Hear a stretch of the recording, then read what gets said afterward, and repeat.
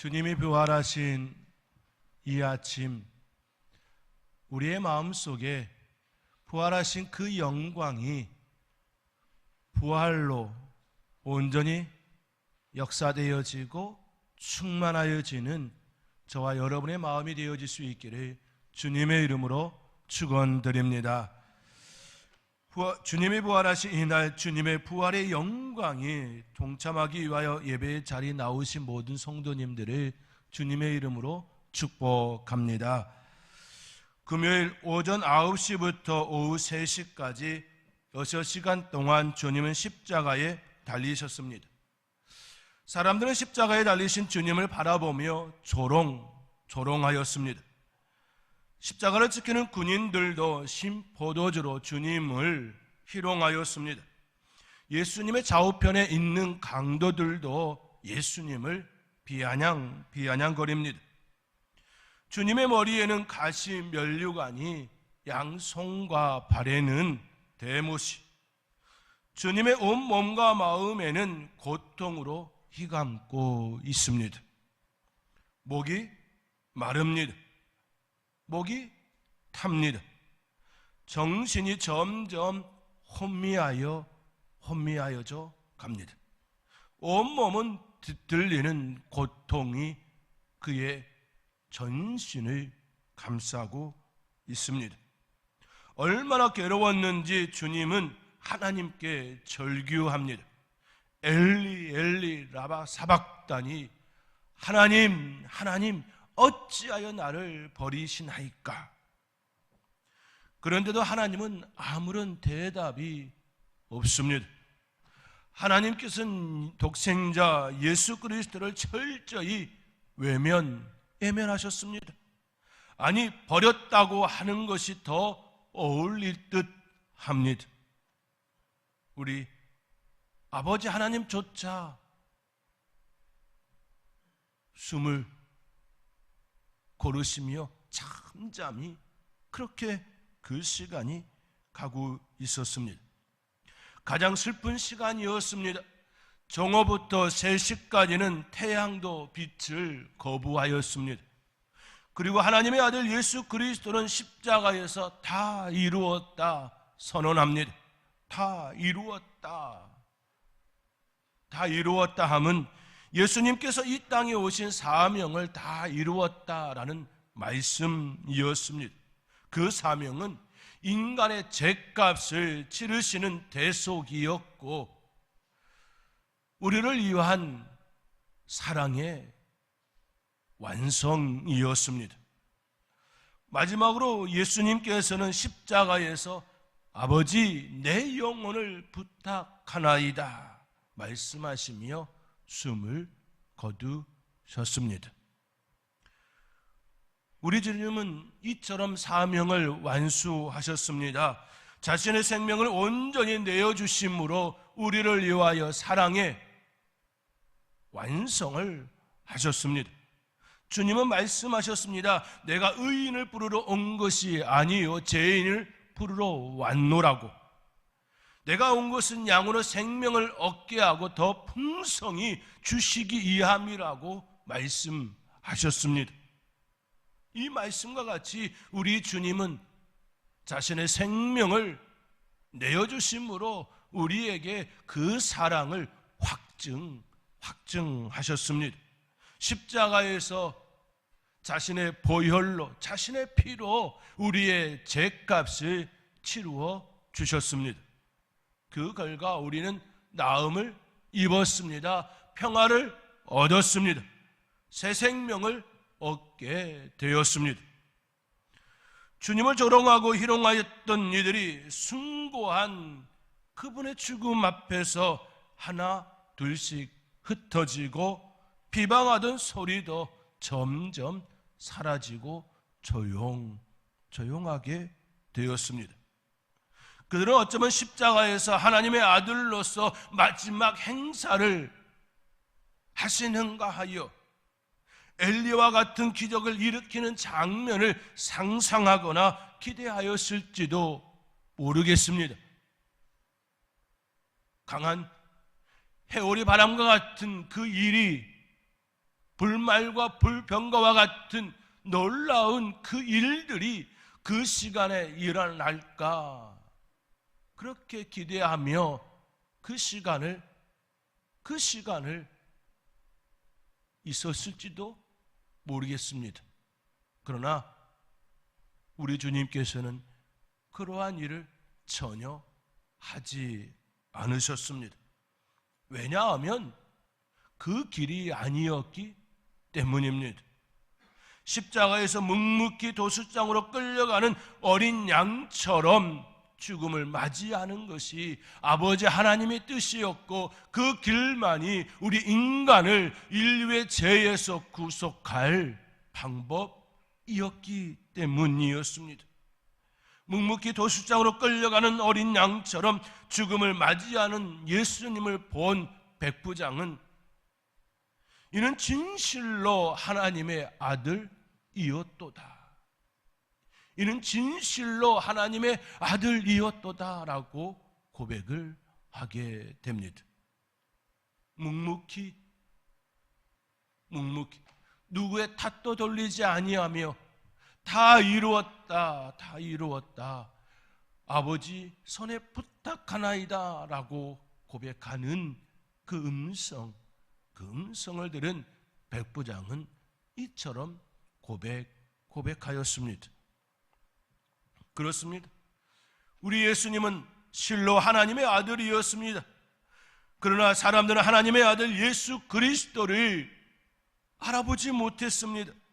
주님이 죽고 나서야 주님이 얼마나 큰 사랑을 우리를 향하여 베푸셨는지 그때서야 알게 되었습니다.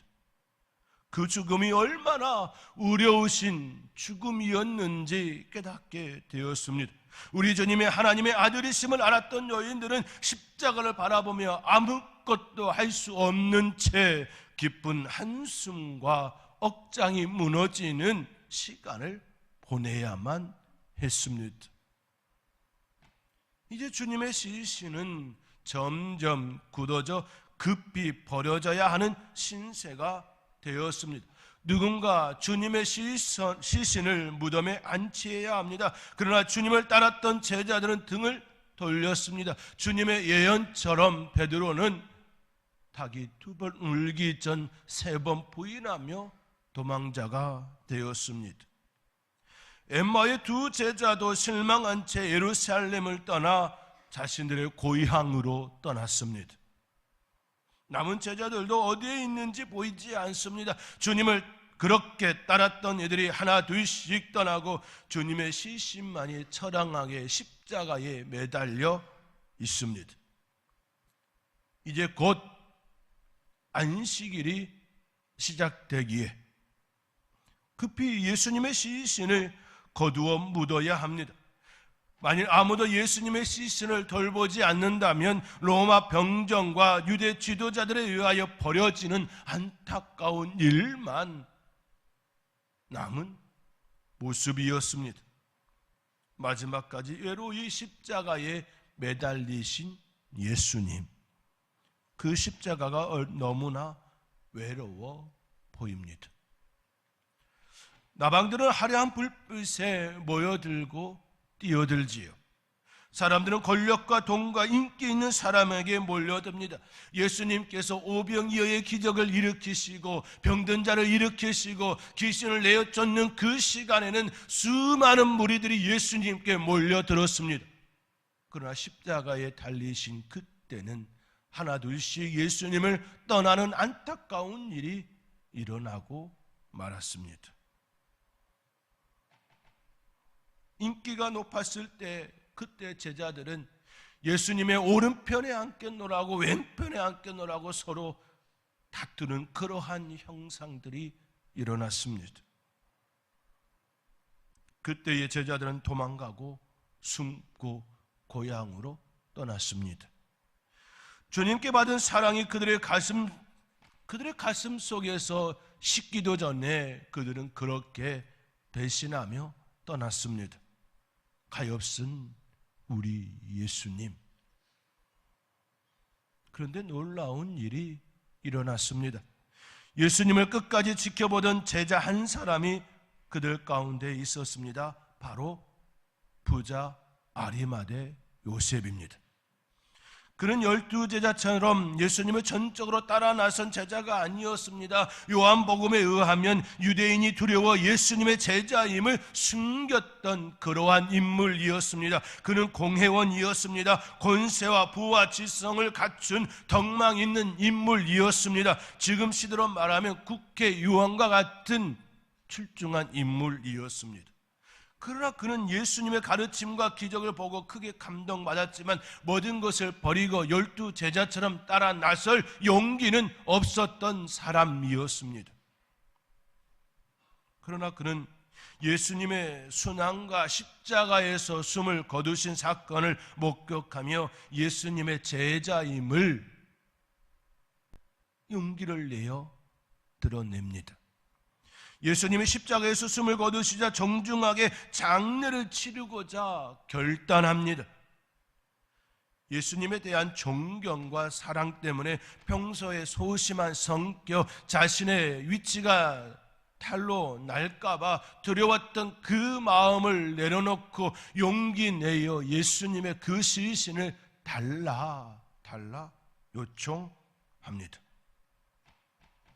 그런 제자들이 모두 도망친 상황에서 빌라도에게 예수님의 시신을 달라고 이처럼 요구합니다.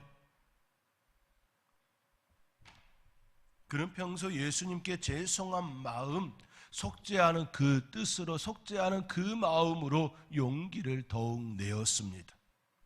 그는 자기 목숨을 내걸고 빌라도에게 예수님의 시신을 달라고 용감히 청하였습니다. 사형된 사람의 시신을 청하는 일은 나는 그 사람과 같은 부류입니다 라는 그러한 커밍아웃과 같은 모습입니다. 사형수와의 연관성이 폭로되는 확실한 증거가 되는 시간입니다.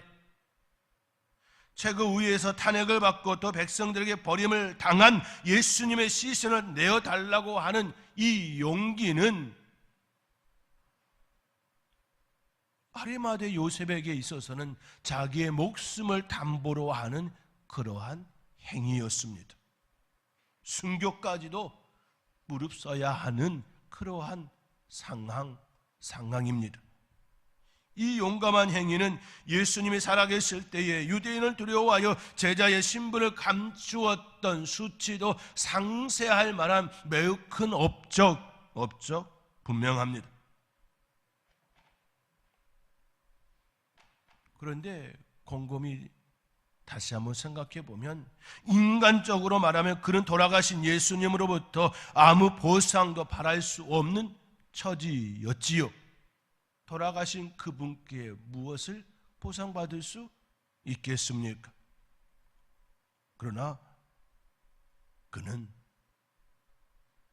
자기를 위한 새 무덤이 예수님을 모신 무덤이 되었고, 그리고 사흘 후에 빈 무덤이 되어지는 역사를 경험하게 되었습니다. 자신을 위한 새 무덤이었습니다. 그곳에 예수님을 묻었습니다. 예수님을 그곳에 안치하였습니다.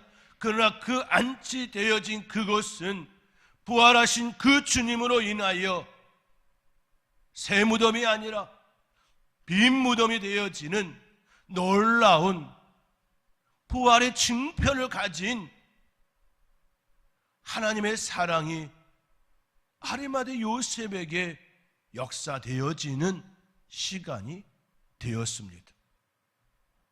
사랑하는 성도 여러분, 용기를 내어 예수님을 모신 아리마대 요셉은 새 무덤이 빈 무덤이 되어지는 부활의 징표를 가진 하나님의 사람, 예수님의 제자로서의 우리 하나님께서 그를 택한 그 시간이 되게 하였습니다. 그는 실로